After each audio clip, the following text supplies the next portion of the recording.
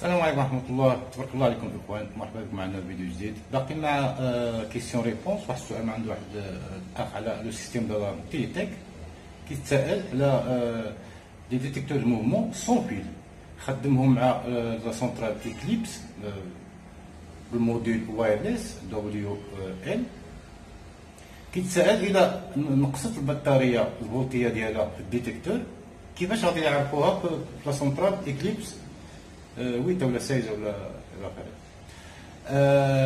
هاد نورمالمون مع برافو مع سيستيم دو سون فيل كاين لانديكاسيون في الطابلو ديال لا سونترال كيانديكي بلي تما كاين عندك واحد لانومالي، واحد الديفو كتكون باينه، ولكن في الكليبس ما كتبانلكش في الكلافي. انا بدي ما عرفتش علاش ما كتبانش في الكلافي، ولكن كاينه واحد الطريقه يعني سهله، وهو ان في الديتيكتور كما غتشوف هاد الشيما هادي في الديتيكتور سون فيل كاين تما 4 ديال لي سويتش، الان والدو والتروا والكاتر. هذاك الان هو اللي ريسبونسابل على ديك لو فويون اللي كيانديكي لو باتري، يعني بطاريه منخفضه. الا خصك تعملو في اون، الا درتيه في اون ونقصت البطاريه، نقصت الفولتيه ديالها، كيبدا يكلينيوتي لك بالصفار او بالاورانج. هذه هي الطريقه الوحيده اللي تقدر بوغ لانستون باش تعرف الباتري، يعني الباتري نقصت.